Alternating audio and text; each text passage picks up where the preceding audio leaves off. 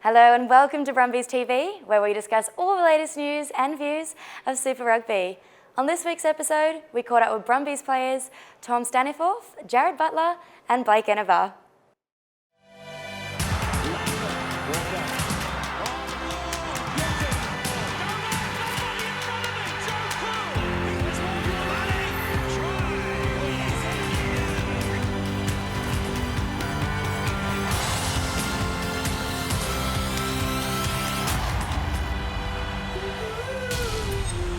Tonight on Brumbies TV, we look at what went wrong in the loss to the Chiefs on the weekend.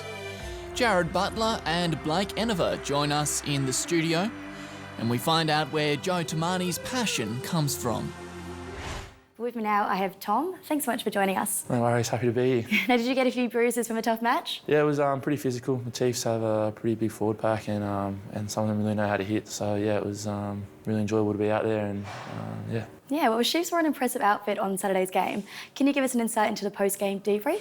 Yeah, the boys were pretty disappointed with the loss. Obviously a lot of effort went into training and with review. Coming back from Africa, there wasn't a lot of training, but very detailed in our review of them. And yeah, it was pretty disappointing to come away with a loss. Yeah, and you came into the match half-time and things started heating up. How do you think your performance went? Yeah, it was okay. It was obviously a pretty tough match to get into. A lot of running, a lot of kick chase and a lot of turnover ball. But yeah, really enjoyed being out there and being able to contribute something to the team.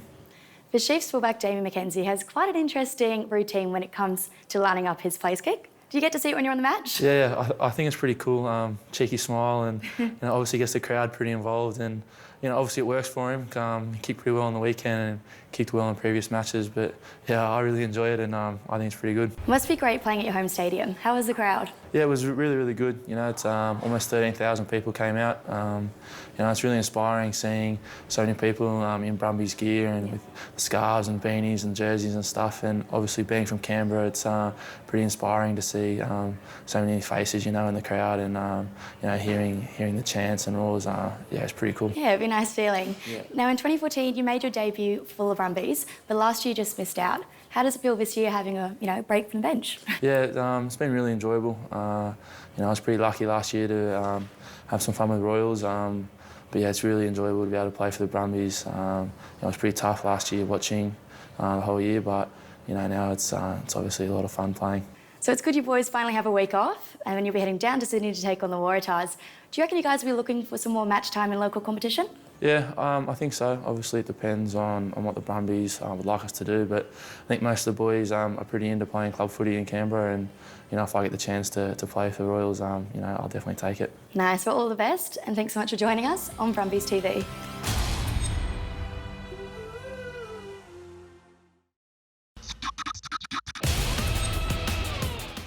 Around the grounds in round 6, the Bulls held on against the Cheetahs. The Rebels had their first ever win in Sydney over the Waratahs. The Force had another loss to a New Zealand team going down to the Highlanders. The Crusaders edged out the Lions, and the Blues had their first win since round 1. On the leaderboard, the Chiefs moved to the top of the ladder. The Brumbies are still the top Australian team.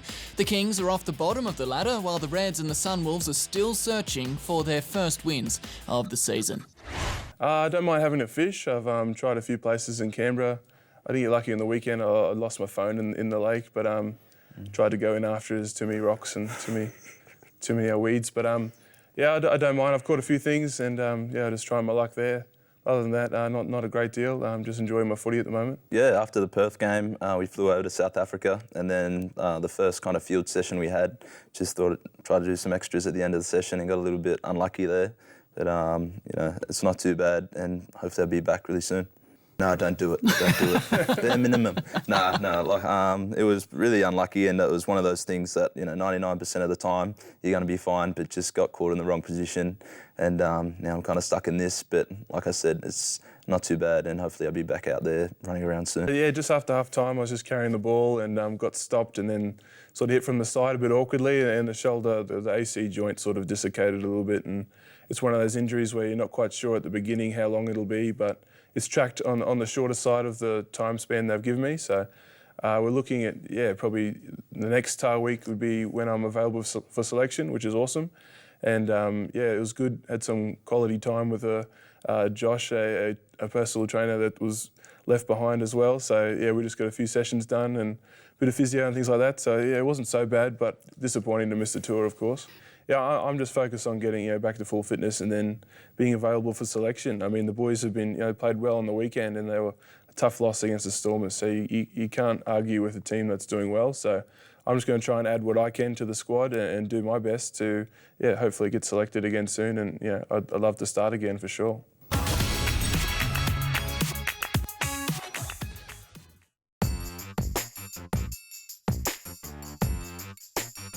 I started playing when I was 6, but in the area that I grew up, we didn't have an age group for myself, so I played under 9s, which was terrifying but a lot of fun as well. I wasn't, I guess, a fanatic rugby fan to say the least.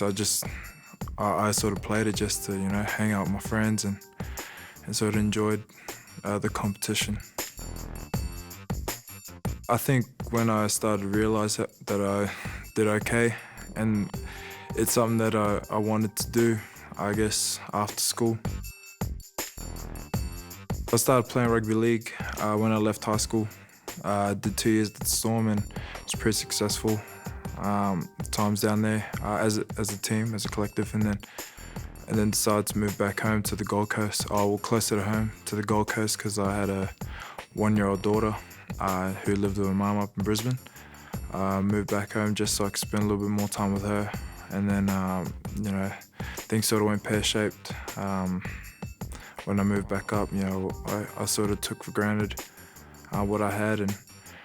And I think in my darkest moments playing rugby league, I sort of thought that I just had to go back to what I loved most, and that was rugby.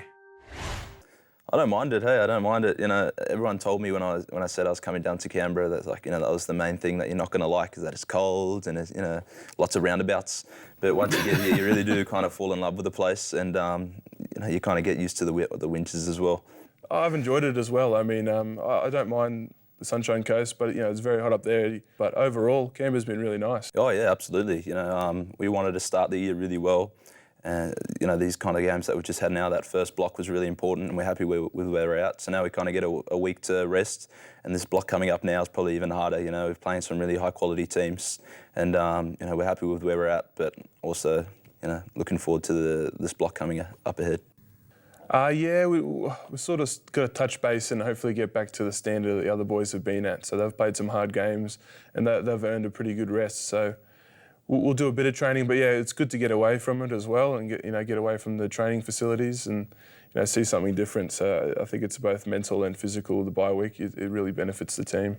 I think the teams we've versed have been very strong. You can't take any team lightly at the moment, and as you've seen, we've come out the other end pretty well, and we've had some strong wins, and things might not have gone the way we wanted, but on the run we've fixed things and built as a team. It's really tough to play in South Africa, at any stage, especially coming straight from Perth as well, going there. So, we would love to have got 2 from 2. Obviously, that was the goal heading over there. But to get 1, I think you'll take it at the end of the day. So we're happy with where they're at. And like I said, now it's just we're going to have the rest. The guys that have been playing some big minutes get some downtime, and then head into that second block, rearing to go. And I think East are going to have a pretty big year. They've done a lot of recruiting. About 9 Able brothers have joined the club, and I think they'll go pretty strong. I think it changes mostly. The Vikings are usually pretty strong, so.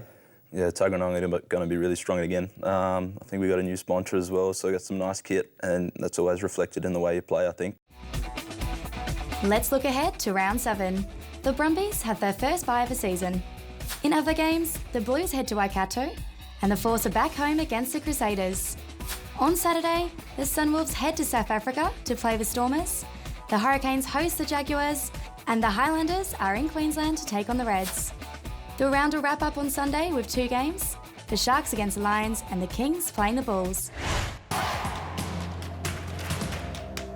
He knew that once he saw the hole, he was going to score the try. Yeah, I mean, obviously this is why we play. He stepped up when it was needed. Fairy tale stuff, really. So. We hadn't beat them all year. I think in our last game we'd been touched up by them quite convincingly. We shot to a 19-0 lead against West in that minor semi, and then they came back and we had to fight to get back into the lead, obviously, and then go ahead with it from there. I think go back 2 games before that against West, and we came out of the sheds after half-time very poorly, and I think they put 3 tries on us straight away. And probably the lesson learned in that was that if we kicked on with that win and won by a big margin, then I don't think we would have beaten Queanbeyan, and I don't think obviously if that hadn't happened, then we wouldn't have been in the grand final.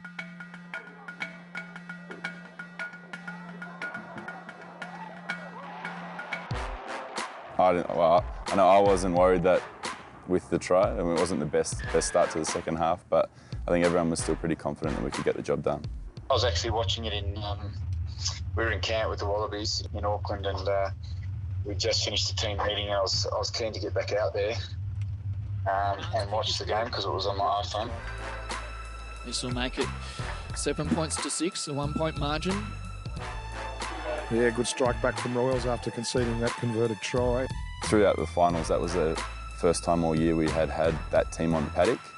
So we had everyone back on deck. There's no injuries, and it was just a really good feeling amongst the group. Jay Cash is one-on-one with Jerome Neomarte. He reaches out and it is a try. Jay Cash. We've got a ding-dong battle here. Even a penalty goal to Vikings would put them back in front. So Ball, Iliofano. It's a big, big kick and he's nailed it. You can hear the Viking crowd. 1-point lead. 3 minutes and 20 seconds to go. Yeah, I mean, I guess we held on to the ball for about 13 or 14 phases before that. I think just after we had a shot at a field goal. He's missed it. It's wide. It's wide. 38 seconds left on the clock. And I think there was one juggle from Pedro in there, which I think the phase just before the actual try. So inside, Pedro Rolando carries it. Wow, what a catch. That would have been... when Pedro had to juggle it, I thought it was all over. And then he regathered, and then I think we went probably another 3 or 4 after that, and then found some width and found BJ. Great, they've got an overlap. They're going through Ben Johnson. He comes back to the inside. When he stepped back in, I thought, to be honest, that he may have made a mistake and then not continuing it on. But when you watch it on video, the 2 guys outside him were covered. So he's definitely made the right choice. But at the time, I go, I'm not sure. 3 or 4 guys were just screaming across, heading for the corner post. So for whatever reason, decided to cut back to my left. And I thought I was going to get cleaned up from the inside. And then when no one sort of arrived, I sort of looked up and he's gone through and he scored it. I've screamed, top of my voice. I was yelling, go, go, go, because I wanted him to win. Thought that I could get to the try line. So, yeah, just pinned the ears and was lucky enough to get there. They've got an overlap. They're going through Ben Johnson. He cuts back to the inside and he's going to score. Royals have won their first grand final in 24 years. I was just lucky enough to be the one at the end that scored the try. There's 2 or 3 other tries scored before that, and there's 14 other blokes out there who were busting their ass for 82 minutes beforehand. I think for us to beat them, beat a team that's been at the top of their game and the top of the Canberra rugby for definitely the last 4 years, and then even before that. The way the crowd reacted, the whole finish of it, the standard of that game, I think the pace of it, you talk to people about the Shoot Shield grand final compared to this, I don't think people are saying there's no comparison. It was an amazing feeling being out there amongst that, and to see how happy all the boys were, and even like old boys from the club that have sort of been around there since when I started and even before that, to see how happy they were and how much that meant to them. I think that was probably the most pleasing thing. The standard here is incredible, and people just don't value it enough.